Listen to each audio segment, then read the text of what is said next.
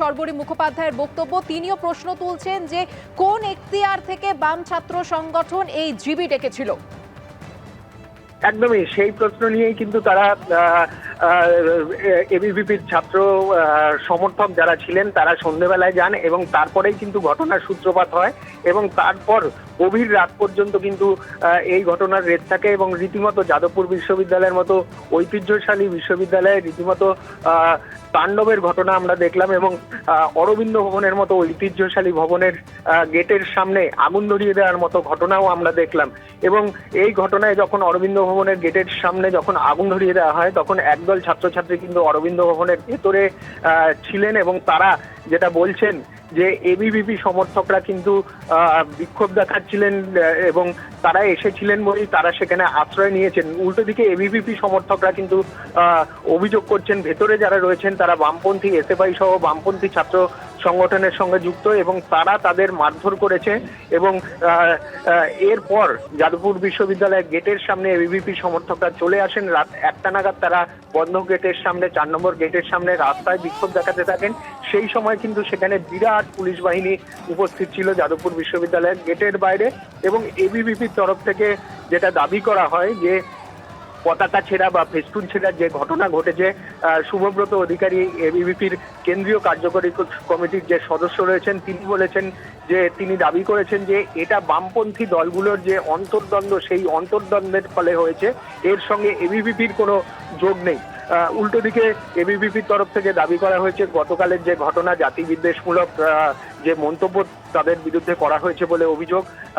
এবং তাদের সমর্থকদের মারধর করা হয়েছে বলে যে অভিযোগ তারা করছেন, তার পরিপ্রেক্ষিতে গ্রেপ্তারির দাবিতে তারা কিন্তু আজকে যাদবপুর বিশ্ববিদ্যালয়ের অভিযানের ডাক দিয়েছেন এবং আজকে দুপুর 12টা থেকে গোল পার্ক থেকে যাদবপুর বিশ্ববিদ্যালয়ের দিকে এবিভিপির মিছিলের ডাক দিয়েছেন এবং এবিভিপি বক্তব্য কয়েক হাজার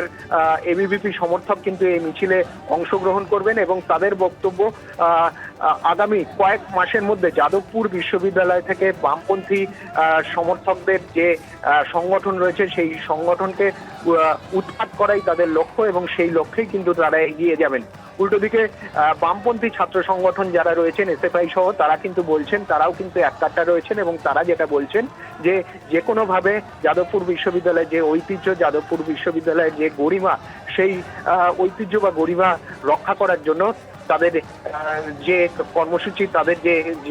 যা করা দরকার তারা কিন্তু তাই করবেন।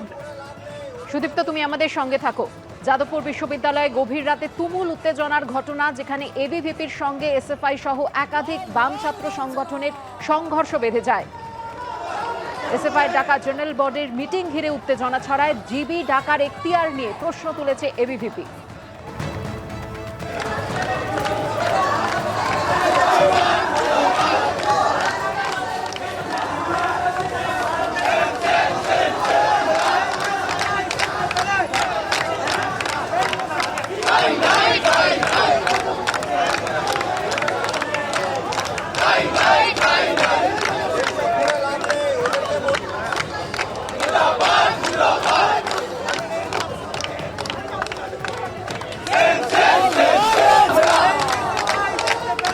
রীতিমতো উত্তপ্ত যাদবপুর বিশ্ববিদ্যালয় চত্বর। আমরা দেখতে পাচ্ছি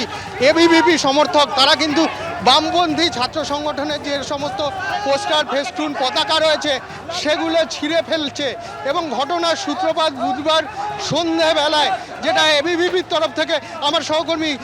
ভগবান শাহ সেই ছবি দেখাচ্ছে। রীতিমতো বামপন্থী ছাত্র সংগঠন এআইডিএসও যে পোস্টারগুলো রয়েছে সেগুলো কিন্তু তারা ভাঙচুর করছেন এবিভিপি ছাত্র সংগঠন এবং তাদের যেটা অভিযোগ, বুধবার সন্ধ্যাবেলায় কিন্তু জেনারেল বডির মিটিং ডাকা হয়েছিল এসএফআই সহ বামপন্থী ছাত্র সংগঠনের তরফ থেকে এবং তারপর কিন্তু সেখানে এবিভিপির সমর্থকরা যান এবং তারা কিন্তু এর প্রতিবাদ করেন। তাদের অভিযোগ, যেহেতু স্বীকৃত কোনো ছাত্র সংগঠন নেই তাই জন্য কিন্তু জেনারেল বডির মিটিং ডাকার কোনো অধিকার বামপন্থী ছাত্র সংগঠনগুলোর নেই এবং রাজ্য সরকার যেহেতু এই মুহূর্তে কোনো রকম ছাত্র নির্বাচন করতে চাইছে না তাই জন্য তারা তার প্রতিবাদ করে এবং সেই সময় অন্তত 6 জন এবিভিপির সমর্থককে এসএফআই সহ বামপন্থী সমর্থকরা মারধর করে, এরকম অভিযোগ তারা করেন। ক্যামেরায় ভগবান শাহের সঙ্গে সুদীপ্ত, এবিপি আনন্দ, কলকাতা। এবিপি আনন্দ, এগিয়ে থাকে, এগিয়ে রাখে।